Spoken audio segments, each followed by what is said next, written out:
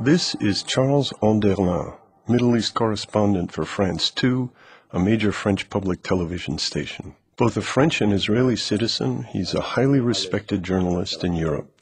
On September 30th, 2000, Onderlin was in Ramallah, on the West Bank. His cameraman, Talal Abu Rahmeh, called him from Netzarim Junction in the Gaza Strip and, amidst the sound of gunfire, promised Onderlin some explosive footage. That evening, Onderlin received Talal's material together with a terrifying narrative. According to Talal, this father and son were briefly caught in a crossfire from all directions. Then they were pinned behind the barrel by just Israeli fire for over 40 minutes. The boy was screaming, the father tried to protect him, but they were cut down, Talal insisted, by Israeli fire in cold blood. The Israelis even fired on the ambulance, preventing it from evacuating the boy. How much of the footage available from that day, taken by Talal and two other Palestinian cameramen working for major Western news agencies, supports this narrative? Let's examine. How much did you feed? How many minutes? Like 6.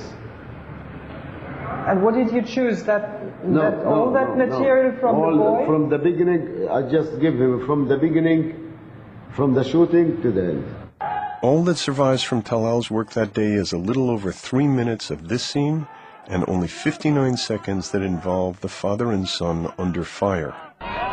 And yet, every second of such footage would have been more valuable than anything anyone shot that day at the junction. I'm the journalist. I decide what's important. All of that is throwing stones. Why I give them throwing stones and I have shooting? Why so little? Why so unfocused? Why such limited close-ups? Why Talal alone caught the scene? Two other cameramen caught the scene with Jamal and Muhammad behind the barrel that day. The cameraman filming from behind shows that the third cameraman was right behind the boy, seen here moving his leg. They were joined by a fourth person just when the firing was supposed to be at its worst. Unlike Muhammad and his father, who were protected by the barrel, the cameraman and the man behind him were directly in the line of Israeli fire. Were the boy and the father pinned, why would two men come to crouch behind them when these two extra figures were not protected by the barrel? Here we see what the cameraman filming directly behind the boy and the father shot. Note Jamal's hand moving the stone.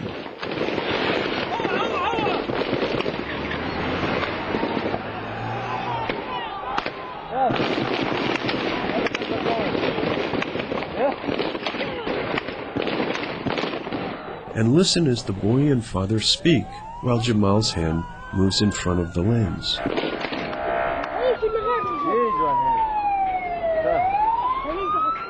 If the scene were as terrible as Talal described, why did neither of these cameramen there at the scene get any footage from this 40-minute ordeal?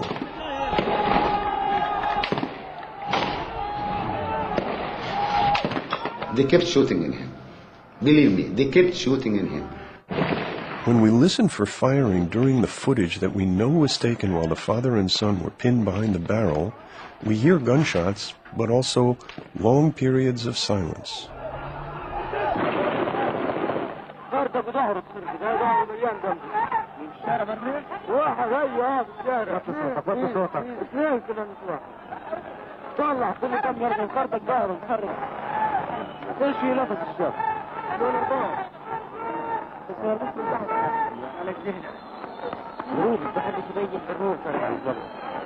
In the first 5 minutes, it was shooting all direction. But after that, no. It was only that direction, the direction behind me.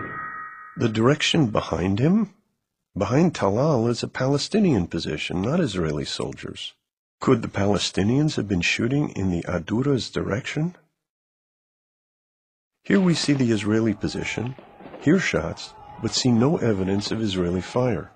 Indeed, even when we hear firing and see Palestinians running for cover, others stand in front of the Israeli position without flinching.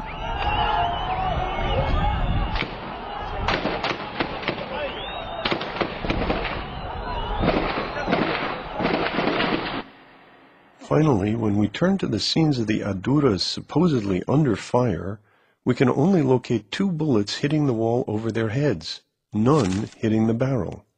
Neither of these 2 bullets come from the Israeli side. Here is what a shot coming from the angle of the Israeli position would look like. Note the large cloud of dust kicked off in the opposite direction from the shot. And this is how shots fired from head-on would look. Both of these bullets seem to come from head-on shots, that is to say, not from the Israelis, but from Palestinian positions. Given the evidence about shooting, does it seem that the Al-Duras were pinned? When we look at the clips taken while we know the 2 were behind the barrel, and before Talal's famous footage, we find many Palestinians between the barrel and the Israeli position. Plenty of people then left the scene, leaving the boy and the father behind. How did all these people move away and not the Al-Duras? Were they running away or clearing a set? The boy was bleeding more than 15 to 20 minutes. If he were bleeding for 20 minutes from what the hospital later claimed was a gaping stomach wound, why did Talal shoot only 28 more seconds with no signs of the massive bleeding we would expect? I never saw shooting in my life like this. 45 minutes shooting in the boy. If that were true, there should have been hundreds, if not thousands, of bullet holes. Where are the holes? Did France 2 collect them too? And why are the holes we do see circular and not elliptical as we might expect if they came from the Israeli angle? Those who have seen Talal's rushes from the next day know that the place the 2 were supposedly shot bears no signs of blood early in the morning, but that by noon, when foreign reporters show up, there was bright red blood for them to photograph. And yet, it wasn't even where the boy's stomach supposedly bled for 20 minutes. I saw the boy laying down, his father led, and the father going dizzy like this. In that minute, I was sure the boy got killed. I was screaming, the boy is dead, the boy is dead. Talal may remember it this way, but in fact he was shouting Mita Walad, the boy is dead, long before he was even hit.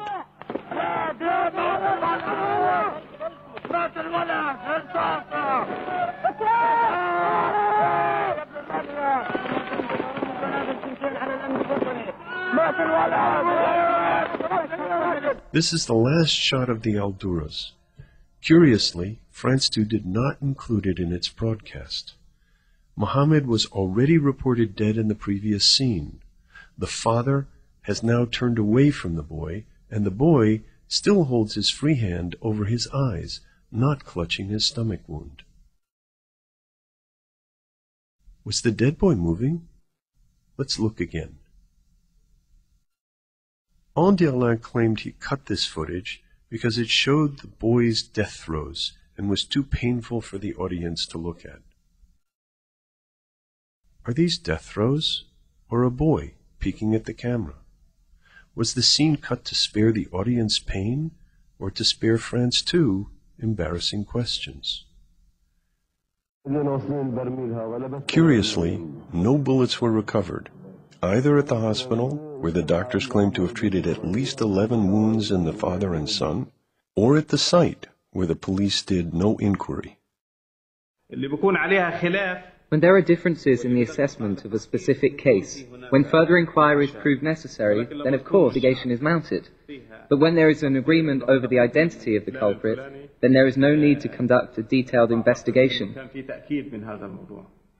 Then what do you all agree on?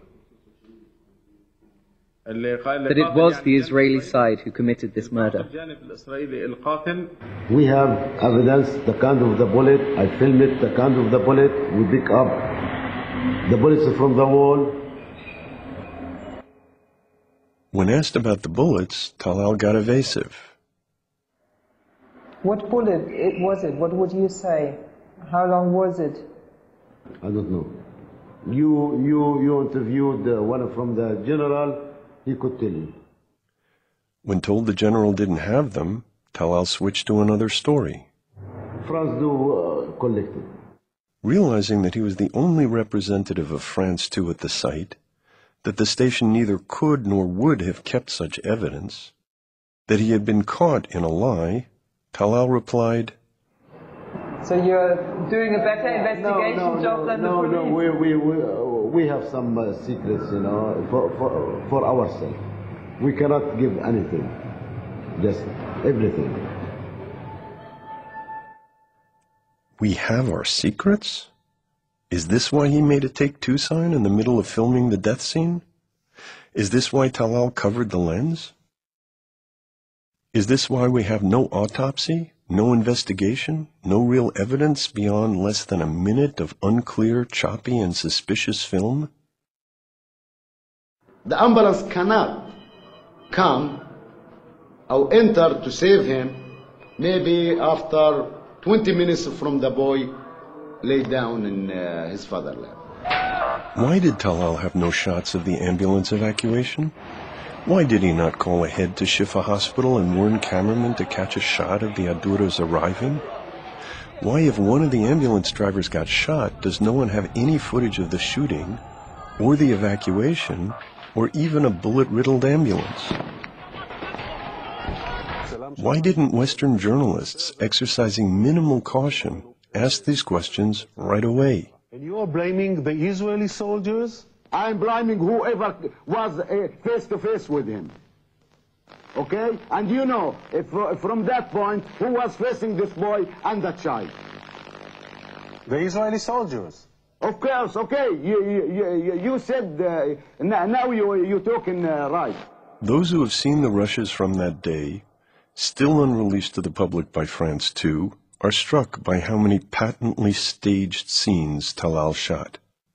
Independent reporters recently confronted France 2 with this disturbing revelation and received the following answer. Ah, yes, monsieur, but you know well that it's always like that. Always? Even with Muhamad Al-Dura? Talal Abu Rahma, Pallywood photographer and certified news manufacturer, alone filmed the ultimate Intifada icon. The questions remain. If it were true, why so many secrets? Why so many lies?